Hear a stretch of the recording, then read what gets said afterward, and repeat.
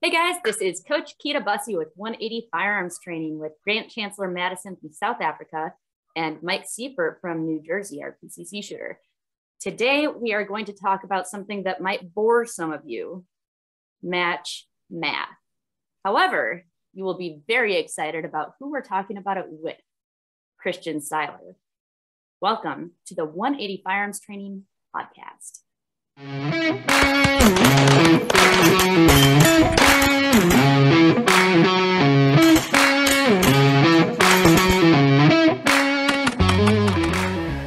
Christian, welcome to the show. Why don't you go ahead and introduce yourself? Tell us a little bit about who you are and why people should care. Great. Well, thank you so much for the introduction. Really appreciate it. Thanks for having me on. So like you said, my name is Christian Seiler. I'm from Bellevue, Washington, just outside of Seattle.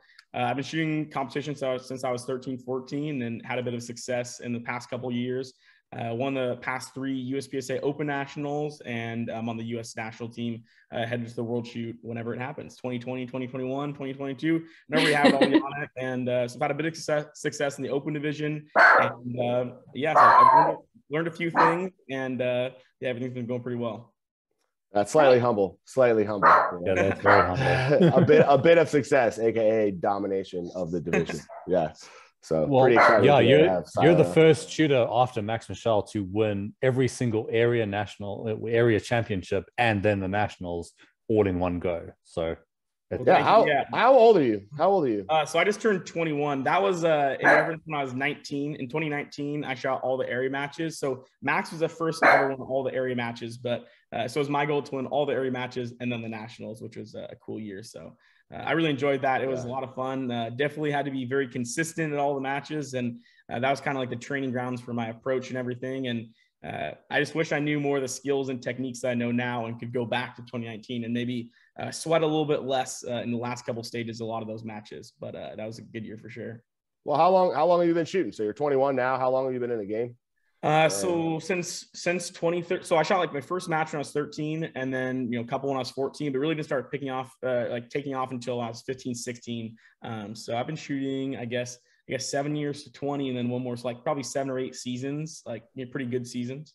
Yeah. And how do you get to the level that you're at for our average viewer out there? I mean, did you take classes? Did you train on your own, or like how did you go about your process to get to where you are now? So totally. So as far as getting there, that's a big picture. But as far as just the training stuff, so when I was 13, 14, did everything on my own.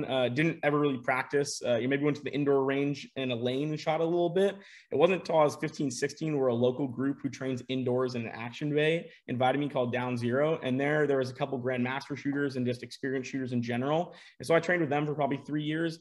It wasn't necessarily always like very structured training. Every once in a while, we, maybe once or twice a month, one of the guys would say, hey, we're leading this guided practice. But for the most part, it was just shooting stages and having a good time. So that's when I started to actually practice. And so during that time, two of my coaches, Zach Campbell and Andrew Hong, they're no longer shooting as much, but they put a really big role in like, hey, use this gun, do this, here's how you're going to train, here's how you do this. And so they kind of were really influential early on. And then when I was probably, 17, 18, we probably end of 16, going to 17, I started doing all my own practice and training, showing up to Down Zero practice. They were primarily IDPA group, but they did a lot of USPSA. But then I started doing my own practice sessions. We got a membership at a place we go use the bay every once in a while. And that's when I started training with my dad. And so I didn't really know much then, but I just gathered all the information I possibly could online. I asked a lot of questions consistently. Maybe I didn't listen as much as I thought I was listening. That's become apparent to me in the last couple of years. But, practiced a bunch and started shooting a little bit. Started ramping out the round count. Probably shot 10,000 rounds up until I was like 16. And I started shooting like 15, 20. And that's when I shot my first nationals in 2018 and placed third. And the kind of 17 to 18, throughout 18, made a lot of huge developments and learned a lot of cool things that helped me develop, but didn't really take any training classes from anyone specific because I had kind of mentorship and guidance at home. And that was mainly like me asking questions and them trying to teach me things. My ears are a lot more open now than they were, I guess, when I was younger. It wasn't taking it seriously either. But I took the MGM junior camp, kind of like a class camp thing. And so there were some cool instructors there. I know Max Michel was there. Steve Schrauf was there. And so that was a really good time. But as far as getting really good, it's consistent effort over time, consistent work over time. and that's going to get you very far. Like consistently working at something over time is going to get you very far. And then the real separator is like having a deeper level of understanding and knowing exactly what to do. And I'm sure we'll talk about it more, but I'm at a point now where I still have a lot of stuff to learn. I always want to grow. And I think when you stop learning and growing, that's when you start to lose, start to have problems. But I'm at a point now where I know enough where I know exactly what to practice, how to practice, and how I need to get better, which is a pretty powerful thing when you know exactly what you need to do, and more importantly, what you need to do to get to the next level, which is what I'm not struggling with, but you know, consistently showing up to the range, getting better at. So that's something we should talk about, is kind of understanding of stuff. And yeah, well, I kind of got a question on that. So like when you're out practicing, do you like and you're by yourself per se, or you're at a local match and you're with guys, I mean, are you always thinking about like what that would be on the national level? So like, I know that I just crushed this stage and I'm winning on my local match, but it doesn't really matter because I know if this was nationals, I would have just got smoked on that stage. So like, 100%. Yeah, 100%. It's sometimes disappointing actually, because I talked to someone about this the other day. It's kind of disappointing now because I hold myself to such a high standard, which you have to do if you want to get better. Sometimes you get kind of disappointed because I'll be at it's hard at a local match to be like, this match I'm a picture as nationals. Like you can't really simulate that. You can envision it as much as possible, but it's never gonna be the same. But yeah, sometimes I'm disappointed where, you know, I'll be sloppy in a position or something, but there's not enough trained eyes there to kind of see and identify that. So they're like, oh my gosh, that was a great run. And I'm just like, that was a terrible run because of this.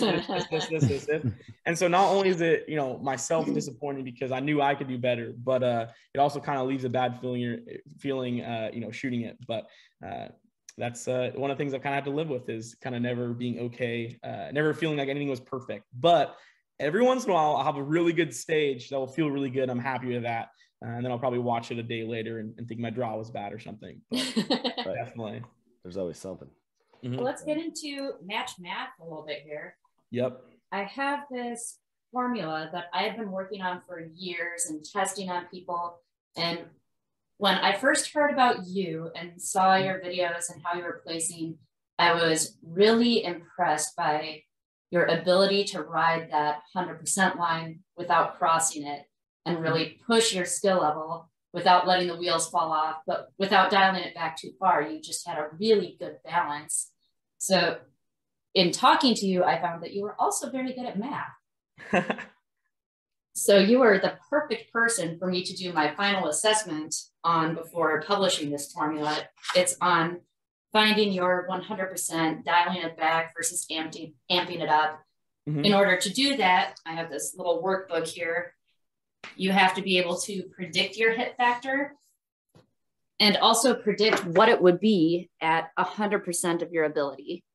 Right. And in order to do that, we identified these potential traps, potential time traps. So if you're shooting at 100%, you have this, what I call a deviation, an acceptable deviation. So you have to actually figure out what deviation you're allowed to still be at 100%. Mm-hmm. You're going to lose 1/10 of a second here and there if you're really pushing that hard, because little mistakes are going to happen. So then we want to take our acceptable deviation and find that percentage so that we can track progress. So not everyone is at your level. Mm-hmm. And this might be over the heads of a lot of people and might actually cause issues if you start doing this too soon and you're not ready for it yet. It's kind of a tricky spot to be in. Right. So if you're not quite there yet, you can use that acceptable deviation and then track your percentage. You want to see it, that deviation getting smaller and smaller and smaller, which means your mistakes are getting smaller over time. So what do you have to say about all that? Yes, that was a mouthful. You know, I love it. I love it. I like where you're going with this. So I haven't really obviously gone through the formula or like tested or anything like that, but I kind of talked through kind of how I think of things like this. So, and I've actually kind of had some recent kind of stuff with situational training, talking with Rob Epifania. He came here and trained with Hwansik and had some good stuff we're working on. But basically how I always thought of it as, if I go into a match, I want to be, you know, shoot 95% of the points on every single stage for overall consistency. And if I can shoot, you know, 95% of the match winner, I can do that consistently on every single stage. And so for me on every single stage, I have a pretty good sense of how to control both my movement and then also like my shooting. And so with that, as far as my movement stuff goes, I have very choreographed moves. I don't try to freestyle anything. So it's very controlled because I know exactly what my moves are going to be, how I'm going to, enter and exit different positions, how I'm going to shoot in and out of positions, how I'm going to blend different positions, where I'm going to shoot on the move. And so that's pretty controlled. So I don't find really that much deviation in my movement when I just shoot at baseline. Obviously, when I'm pushing or when I'm staying more controlled, I don't really change. I change much with it. I do change quite a bit with it. Obviously not when I'm more controlled. But as far as the shooting stuff goes, I've trained myself to only pull the trigger when my sights tell me alpha. And that's something I've been really, really disciplined on. And so I think that's been a real key to my success. Just being able to say, hey, I'm gonna go shoot my default, just get locked in and shoot. It's gonna be controlled. And when I just go there and I shoot my default locked in, just normal shooting, just baseline default run, I'm not gonna have misses. I'm not gonna, fall out of position, not gonna do anything crazy. And that's just because I have choreographed moves. I know the exact intensity and how I'm gonna move and do different things. And then as far as shooting the gun, I shoot at sights pace every single time. I know what an acceptable sight picture is on different targets, and I've decided that before the stage, right? I'm not going in there and potentially adding risk as the stage goes on, deciding where I'm aiming on a no-shoot target or something like that. So I feel like that's where my baseline always is.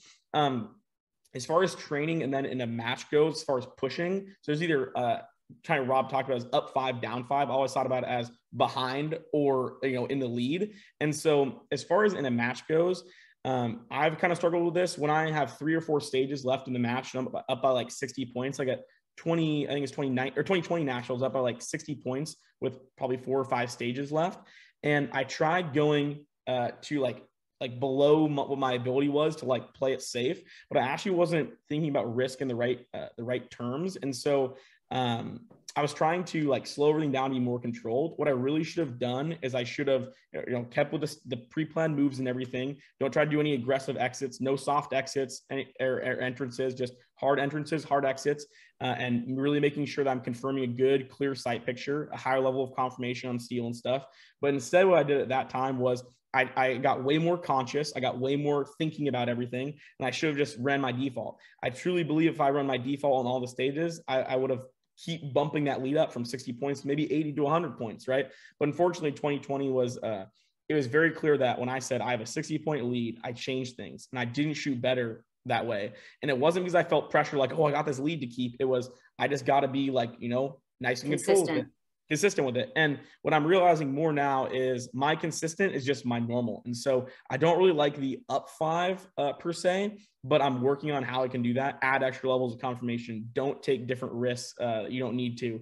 Maybe emphasize a better grip on the draw than speed, things like that. But the biggest gains that I've done is with when I'm down by 5 points, when I'm chasing. And so to be completely honest, there's only a handful of times I've ever been behind where I've pushed. One good example is at area 8. I had a couple malfunctions in the past couple stages, like really bad ones, lost a few seconds. And all of a sudden I found myself down by, I think, roughly like 10 points or something in the last stage. The last stage was a real tiny course of fire. There's an unloaded start. You had 2 paper on the left. In the middle position, you had 2 paper, some far steel and some tuxes. And then right side again, some more far paper. And so I just absolutely hammered it. I said, I'm gonna accept a low level of confirmation. I'm gonna grip the gun hard, have a nice, consistent, good fundamentals per usual, and hammered it. And I shot, everyone was like 80% of me on that stage. And it wasn't like an out of body experience, but it was clearly not something I could do 10 out of 10 times. Maybe it could have been actually, but we'll see with that. But basically, I learned how to push. And I unlocked a new level that wasn't, didn't know could really happen. And in my training, I've tried kind of pushing the pace, but I was always pushing the pace in areas that didn't make sense, like the shooting. It wasn't until I did like situational training with Rob and started practicing more stages and pushing that I realized when you're pushing, you don't need to push it in the shooting. Keep the active time the same, keep the confirmation levels the same, but maybe, shoot into position more, maybe shoot more aggressively on the move. Stuff like that has definitely been cool to play around with. So that was definitely a lot, but those are some of my thoughts on that stuff. Okay, so what you're saying is if you want to save time, don't necessarily try and shoot the gun faster. Shoot the gun sooner. Shoot the gun later. Yes. Exactly. Yeah. So minimizing the dead time, which is exactly what you said, right? Like, shooting earlier, things like that. Like when you try to shoot faster, that's when you increase the risk and the potential, I guess that is risk, and a potential of messing up and having problems. And so it was pretty cool in North Carolina. And where was the first time I did situational training? I think it was in California or North Carolina. But anyways, I set up the stage and had a few elements like coming into position hard. It had 2 little far mini steel and then the shooting on the move. I think I shot the first run in like 16 seconds, down 4. And then the next run was, I think, 17 seconds when I was up by 5 and like more Charlies for some reason, which is stupid. And then I was down by 5 and I took like 2 or 3 seconds off my time. And I was like, wow, I could do that. And what's funny is I could probably actually do that 10 times out of 10. So it wasn't even truly pushing. And so that can kind of help unlock a level you weren't necessarily sure that you had. Now, when we talked before about, you were talking about how you're just shooting to your sights and doing what you know you can do. We had a conversation while I was working on my Book Smart vision training kit about the area that you aim at.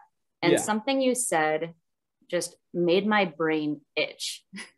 And is that a bad here's or a what good it was. I'm not familiar with the expression. Is that a bad or a good thing? It made me think. Okay, it made me think. So I had to do more digging and more research. And here's what I found. So what I asked you was, what area on a target do you aim at? And it was something like this. If you're on the audio only, it's a circle, a black outline circle on the A zone of a target. That's the area most people shooting 9mm would aim at.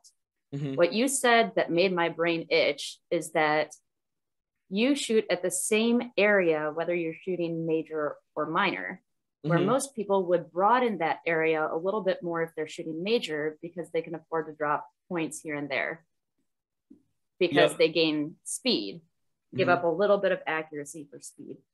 So Alpha Charlie's still 90, that's still 9 out of 10. So I'd say that's pretty good. So what I found that's really interesting, and talking to you actually led me to this conclusion, is you're not aiming at this circle to tell you where to aim. You're aiming at it, telling you when to aim. When is the soonest I can take that shot? So everybody has the same size focal point. So I have these training circles. That circle in the middle is the size of a 4 MOA dot. So at 5 yards, everybody's focal point is the same size. If, let's say, everyone has 20/20 vision, your focal point is going to be the same size for everyone. So the less experienced shooters have multiple focal points all over the place. But guys like you are like mutants, where you have 1, maybe 2 focal points, because what you're doing differently is your eyes get to the edge of the circle and it says, okay, that's the soonest I can shoot. That's a confirmed alpha. And then you go into recoil, come back down, hit the edge of that circle. This is when I can shoot. So it's not where, it's when is the soonest I can shoot. And it's as soon as you get to that outline. And that's why your spot is the same, because everybody's focal point is the same size. You just have less of them. Interesting. Yeah, I like that. Sorry, somehow I have my text on my computer, so you're getting text. So I turned that off. So I listened a lot to the last part there. Hopefully, you also hear the little cat meowing. I got a little kitty downstairs. That's just fed her though. She should be fine. But anyways, no, I love that. That's great. I mean, as far as the gun returning the same spot, I mean, I try to pick a spot and have the gun return to the same spot every single time. And so, as far as when to shoot, that's exactly right. I mean, you have to pick a spot where, okay, the gun's lifting recoil, wait. And as soon as the gun meets exactly what you're looking at, that acceptable, zone, that little circle we're talking about, then you pull the trigger. So yeah, I like that a lot. I mean, one of the things I also realized is my acceptable zone, is that circle inside the alpha. I want to have a really tight zone that's acceptable for me to pull the trigger. And a lot of people, I learned this from Saul Kirsch, actually. I just, Skyped him the other day talking techniques and just things going on. It's been pretty big help with that sort of stuff. The thing is if you pick the alpha as an objective standard, it's very easy to quantify a lot of your training, and it's very easy to hold yourself to that standard, that anything outside of an alpha is a miss. I think a lot of the times people are like, oh, a Charlie's totally fine, but you have to hold yourself to a very high standard of saying anything outside of the alpha is a miss. Because like for me, yeah, something like that, right? Just the That's alpha. why I made these targets. Yeah, exactly. So anything outside the alpha is a miss. That is not the intended zone. Like we're shooting for alphas all the time. I mean, unless it's like a very high risk partial and we say, hey, we're gonna be okay with Charlies and we pre-plan them. Anytime it's a Charlie, I didn't hit the acceptable zone of fire for me. Obviously, there's some hit factor considerations to talk about, but for me, if I only accept alpha as an acceptable zone of fire, let's say I have a physical fundamental problem and my grip drives the gun off the target, which I don't think we're talking too much about fundamentals, but I have an interesting kind of take on that a little bit. But as far as the physical fundamentals, the way we hold the gun, the way we stand, the way we pull the trigger, if I drive the gun off target for one of many reasons, I'm gonna be shooting Charlies and maybe a Delta if it's egregiously bad. Okay, if I called a Delta where I drove it off, I'd probably shoot another one.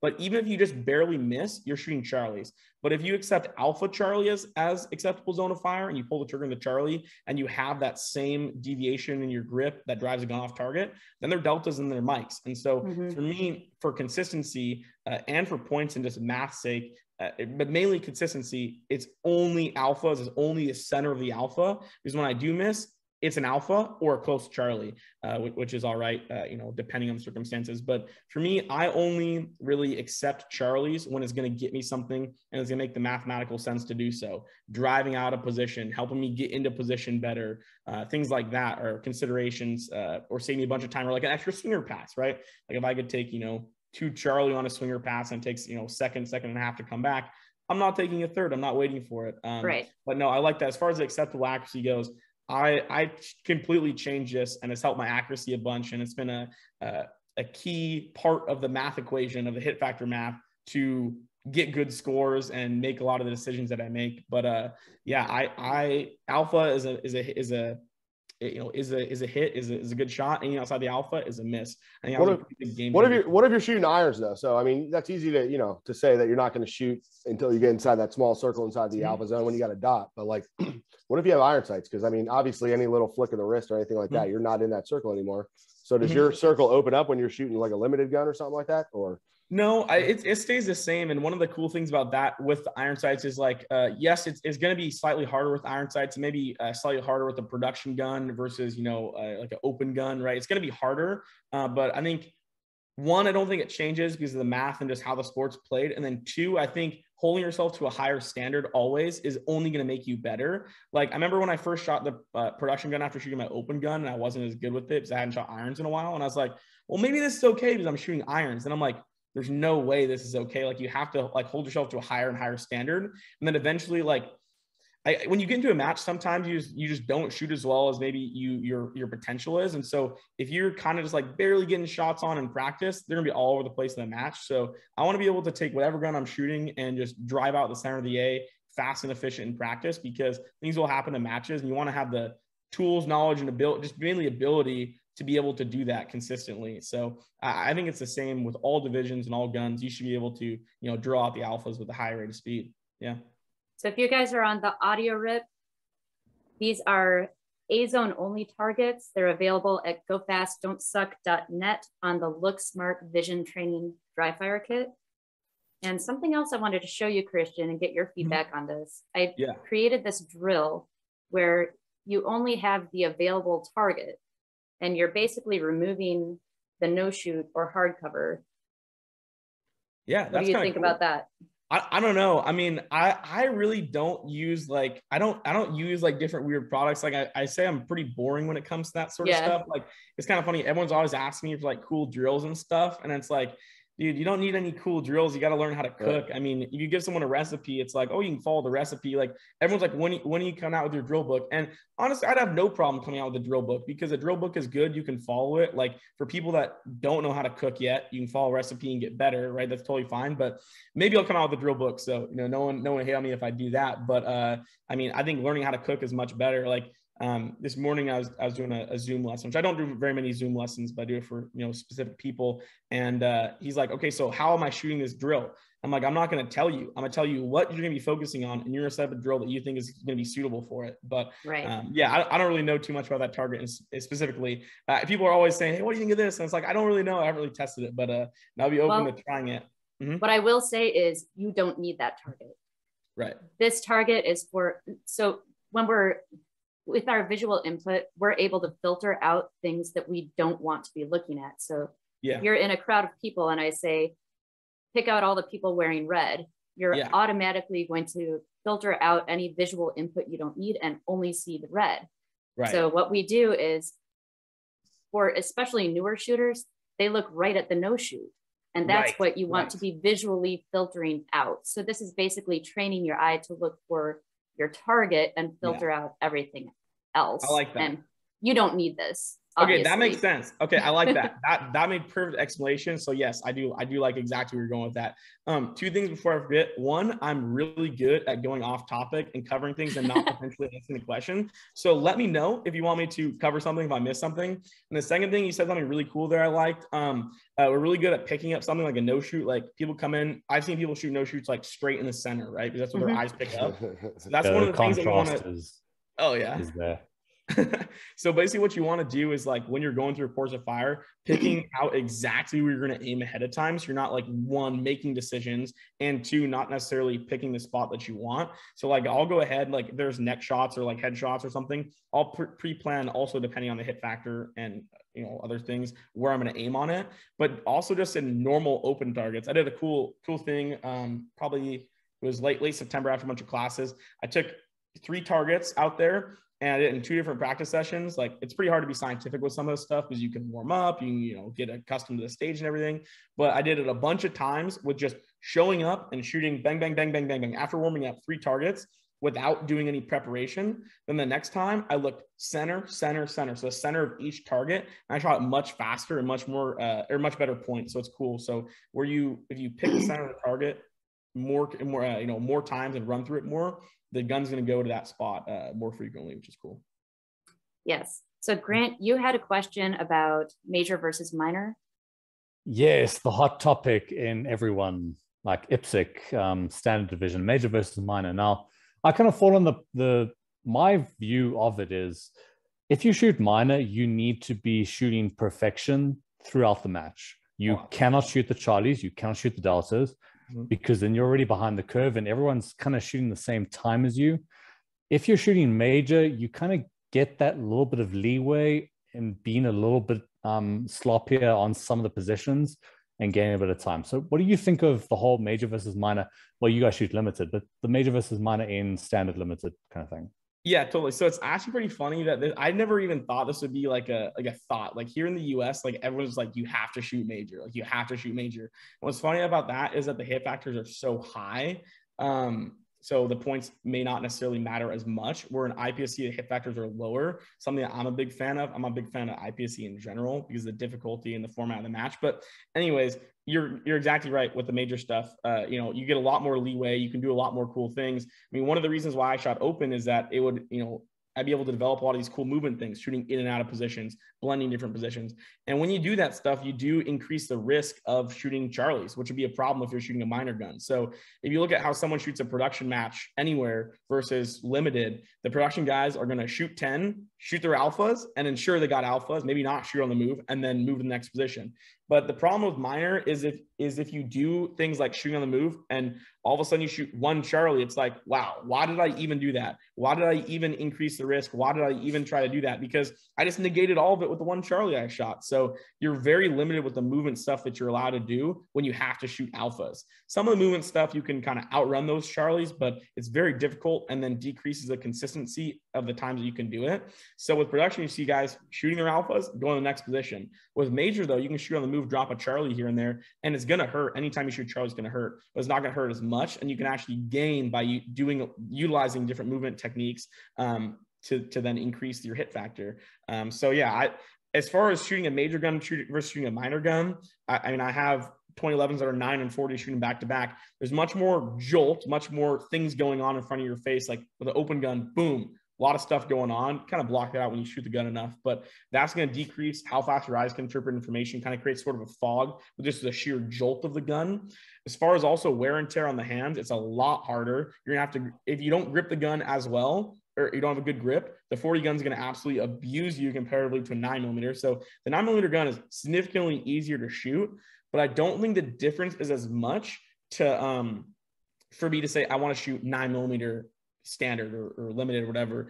I will say major gets a lot better when the match is harder because you have more opportunities to trade Charlies for time. So like one of my biggest frustrations at this low cap nationals, which I shot L10 because I don't have a production setup. Now I do, or basically sort of didn't have a production setup and I didn't have a single stack setup. Now I have that. So I probably won't shoot L10 again. There's also just like an intro iron sight division I could get into.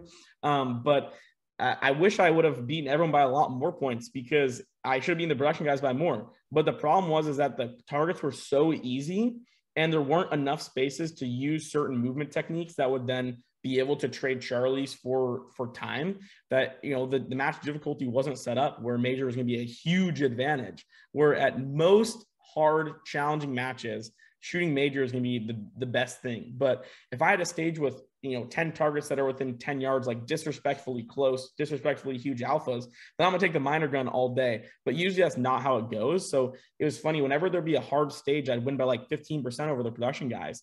Then you have 3 open targets at 5 yards. I take a minor gun any day. So the separation increases when the difficulty of the match increases, which is also another gripe I have with just open nationals in general. Even though we're shooting the same power factor and everything, same scoring major, I want the match to be harder. You can separate yourself more in ability, and also major and minor separation increases too. They're kind of my thoughts on it, but. Well, that's pretty interesting because we spoke to Caesar, and he was like, "Well, you can shoot the close targets the same speed and get all alphas, but you can shoot the further targets faster and get all alphas." But 100%. You're saying with if the targets increase and the difficulty increases, then you're going to be sacrificing Charlies and moving faster. Yeah. So I agree with what Caesar said on that one is basically if the targets are all close up, you're going to shoot alphas anyway. So why would you keep them slow with a major gun? And then so with a major gun, why would you do that? But when it gets further out, you can shoot it faster knowing that Charlie's not going to hurt you as much. As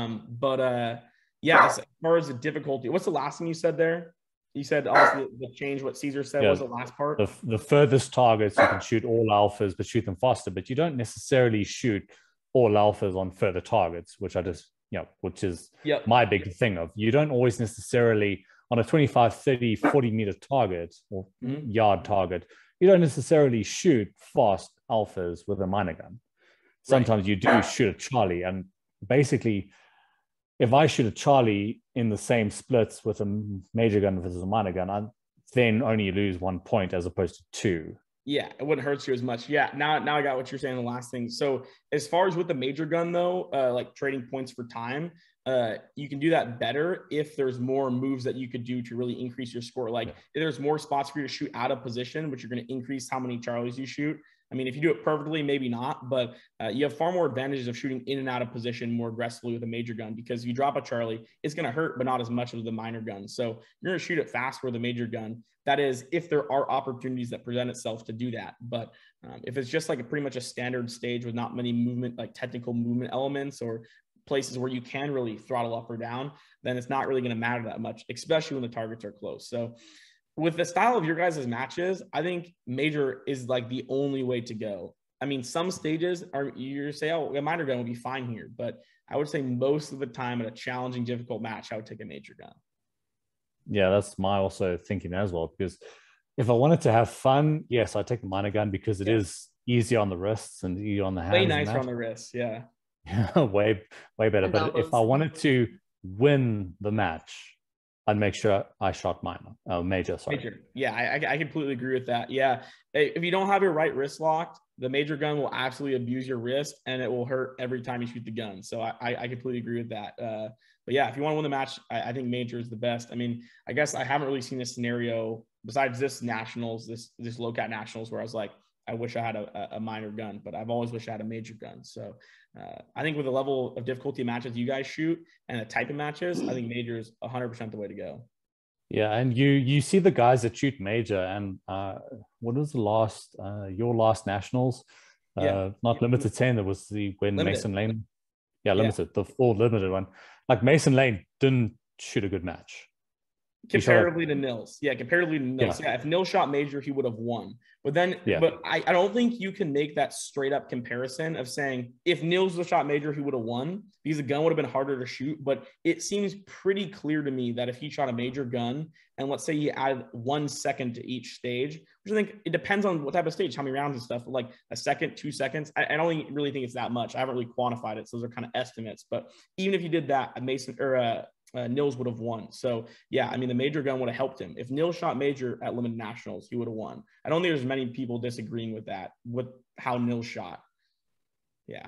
And that's no disrespect to Mason. I think he's a great guy, great shooter. So I was when I say things. Yeah. Especially when he broke his arm and still shot. Oh, he's a beast for that. He's an absolute beast for that. I have a lot of respect for the guy. Real good guy and good instructor. So by no means disrespect to him. It's just if Nils shot major, he would have objectively done better in the match.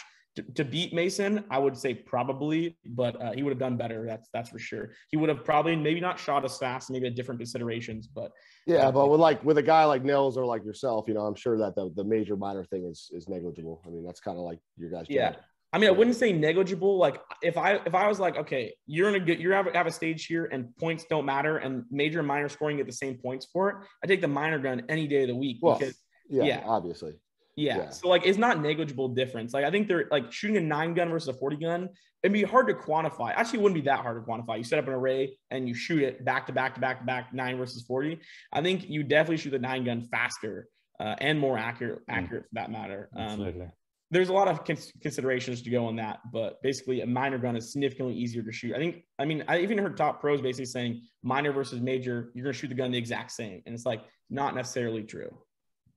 Yeah. My big thing is it allows you to make the mistakes and allows you not to have them cost as much. Yeah. Outside of the actual technical guns performing completely differently, it's exactly what we talked about, right? Allowing more mistakes aren't going to hurt as bad and allowing movement stuff that can increase your score. Yeah. Cool. Mike, I know you got to tap out here pretty soon. Do you have anything you want to ask Christian before you go? Oh, no, I'm actually, you guys are asking the right questions. I'm just listening. I'm trying to learn. That's all. I like these questions. These are all really good, very technical questions. I'll talk about anything, but these are obviously a little more engaging than most. So I really like bunch of nerds talking about match math. Yeah, that's actually why I started doing this podcast, because every time I go on a podcast, it's like, oh, how did you get started? What are your plans? Blah, blah, blah. Like, I want to talk about, the meat and potatoes, the real training stuff. Let's get into it. I love it. I like both are different audiences, different times for both. I like a little bit of both, but this is great. I like the technical stuff and right up my alley. So all right, so next question, let's talk about 90% available points. So first of all, what do you do as far as what you want to see in your match shooting for available points? And can you explain the difference for our audience, because a lot of people are confused on this, the difference between shooting 90% available points versus 90% alphas. 90% available points versus, so like match points versus then alphas on the stage. Yeah. Okay. Yeah. So that's what you're saying, right? Right. Okay. Yeah. So basically, obviously 90% of the points, match points, mean that my scores are 90%. The hit factors all tallied up on each stage, tallied up against the match winner. So like if I was at 100% and someone was at 90%, they shot 90% of the points on the stage. It's kind of complicated, but like the hit factor on the stage, then ranked against each other, the percentage on that stage, and then the percentage of all of those then goes into match points. It's my match points versus that. So as far as like in that, if you say, I want to be 90% on a stage, that means I want to have my hit factor be 90% of what the stage the stage winner has on that stage. It's kind of complicated. It kind of goes back and forth. Basically, if I shoot a 10 hit factor, if I shoot a 10 hit factor, I'm 100%. Someone shoots a 9 hit factor, they're then 90% of it. So that math adds up, I believe. So basically, I'm 90% of the score on that stage. As far as 90% of the points on a stage, that's 90% of the points that are totaled up against how many points are outstanding, 90% target points on it. So like if I had, 10 targets and I shot 9 alphas, that'll be 90% of the points. So the difference obviously between points on target versus the hit factor or the actual points on the match or on the stage. But you can also be dropping a Charlie and still be shooting 90% of the points. It doesn't mean alphas. Oh, I mean alphas, it's total, of points yeah, available. Exactly. Yeah, points available. Yeah, totally. I'm trying to simplify it, but also I'm confusing myself by talking about it. But you know what I'm saying. Points match math is hard. Match math is hard. Yeah. A really good stage will be designed of, okay, I can shoot it really safe and get all alphas, or I can get 2 seconds extra, down on time and shoot a Charlie or a Delta here. And that's basically how a good IPSC stage is designed, You look at that. There's some options with it. Yeah, I mean, as far as like when I, create more or get more Charlies, I'd have a lower level of confirmation, but with a high level of confirmation and good physical fundamentals supporting it and waiting till the sights are in the alpha or center in the alpha, you can just, stack on alphas pretty easily. But as far as my strategy, I guess, in the match, if I shoot 90 to 95% match points on the stage, so if I'm 90 to 95% of match points on the stage, so I shoot 90 95% of the stage winner consistently over all the stages, you're going to win, no doubt. If you shoot 90 95% stage points, I gotta be real careful now because you got both of them in stage points. I've never even really called it stage points before, but basically stage points, 90-95% of the stage points possible percentage on that stage, you're gonna win the match. Where people lose the match is having the big tanks, having the 60% on a stage. Then you lose a ton. Like let's say we had a 160 point course of fire. You multiply it by 0.60, you get a 60, you get 96% of the 160 available. So that obviously not be very good. So you lose a ton of points that way. So having the 60s tank your score, but if you stay 90 to 95% on the stage, you're gonna win the match easily. So I never try to go for stage wins. I mean, as far as stage wins, people can sometimes really connect and get away with lucky things. Like not very frequently now, but I used to shoot a stage, like have a bunch of steel and just hammer them. And I'll be like, wow, I really didn't really see much. I was obviously being successful because my eyes were focusing on the center of each target and the dot just came to what I was looking at. But there's a lot of times where I didn't really even know what happened. I had skills obviously supported that, but it's like, wow, well, I don't know if I could really do that again. So all about building consistency in. Yeah, so I build consistency in with all my fundamentals and training, and then also in the match with the approach. So I'm never really going for a home run. Like, sure, if I have 5 steel in front of me, I guarantee I could go ping, ping, ping, ping, ping. But in a match, I'm gonna have a higher level of confirmation and kind of know what that's gonna look like for maximum consistency and approach it, as I see it. Also with like little close targets, it's really easy to really hammer them and shoot 2 alpha, but really not gaining much there. So for consistency, I'm gonna shoot nice 2 controlled alphas. And so sometimes you got to reel yourself in, and it kind of is a bummer because I want to go chase the stage winner. And I think I could win all the stages, but I don't know if I can win all the stages consistently. So I go for consistency on all the stages. So what you're saying for an all steel stage, for example, you're going to hit 100% of available points. Yes. But what you're looking at is I want at least 90% of the stage winner. Yes, exactly. Yeah, exactly. Just for consistency. So that's kind of like my approach on all the stages, because if you take that, if you say, I want to get 100% on every single stage, I want to win every stage, which means you're going to have the highest hit factor on the stage. You are going to have problems. You cannot aggressively go for that every stage without having misses, without having big problems. So yeah, so I like how I'm saying it. And then you're just getting the summary of it. I love this. This is good. So that's what I'm going and that's for. Where the acceptable deviation comes in. Right. What amount of risk is acceptable? What is your acceptable deviation where you can push a little bit, but the wheels aren't going to fall off and you stay consistent? So you're staying within that 90%. You don't want to drop below the 90%, but you want to stay somewhere in 90 to 95. Now that brings me to another point. Mm-hmm. Anyone watching you shoot a stage, like you said, you see your mistakes and other people don't, and they're like, oh, that was so awesome. Definitely. So when they watch you, they think you're shooting every single stage at 100%. This is right. And people don't believe me when I say, no, that was not their 100%. They're dialing it back just a little bit to mitigate risk. Can you talk about that a little bit? Yeah, definitely. So, and one other note on the actual points, like as far as points go, I think 95% of the points on a stage is really good. Sometimes you can go down, sometimes go up. Like if all the targets are super close, you should shoot pretty close to 100. If there's a lot of far stuff or the hit factor, could be up or down, maybe you're going to go a little lower, but for the most part, average across a match, a good match should be about 95%. But yeah, that's a very good match. Yeah, that'd be a very good match. I mean, I think what I shoot this year, like 94 or something. I think I shot 95 at a couple area matches this year, and maybe even nationals. I'm not sure, but that just builds into another consistency thing: is acceptable sight picture, acceptable zone on the targets, and acceptable amount of points and everything. But yeah, everyone always thinks I'm shooting at 100% on the stages, but I'm really not. So like a great example of this is situational training. If I shot a stage, let's say in 10 seconds with 4 Charlies, and then I shoot the stage up 5, so really controlled. I'll shoot it, and let's say that baseline test I shot in 10 seconds with 4 Charlies, I could do it 100 times out of 100. Then I say up, or let's say 98 times out of 100. Then when I'm up by 5, really adding extra confirmation, I shoot in 11 seconds with 2 Charlies. I do that 100 out of 100 times.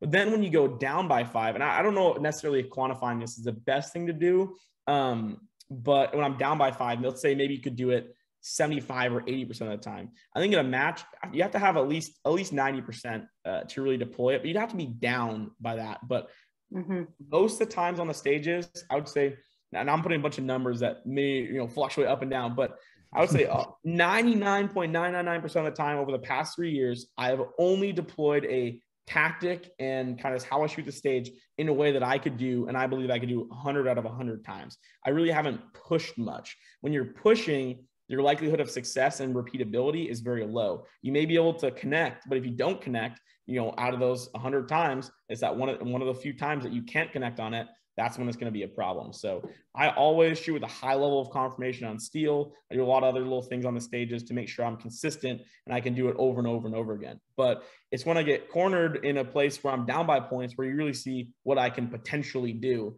and maybe with a lower, probability of success. Yes, absolutely. Mm-hmm. So you're not going full on, okay, I'm behind, so much, I need to push. You're not actually pushing. You're just like, well, how do I get 90 to 95% of the points? And you're deploying that. Yes, exactly. Yeah. And I the first thing to go is not my points. Like the first thing to go is my aggressiveness on the stage, my movement, shooting earlier, right? Minimizing the dead time. And so it's like actually kind of funny because on the first day of nationals this year, my other competitors had really good days. They shot real well, or at least a few of them did. They shot really well. And on the first stage, I just like I was locked in, ready to go, and I slipped on the first stage, which is tough.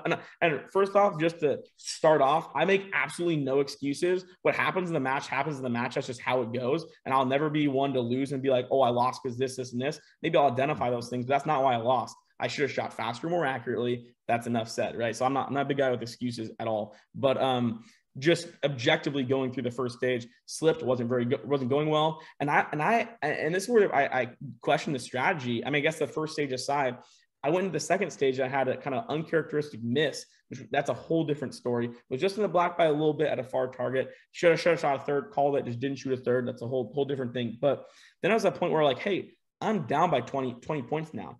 Do I push and catch up?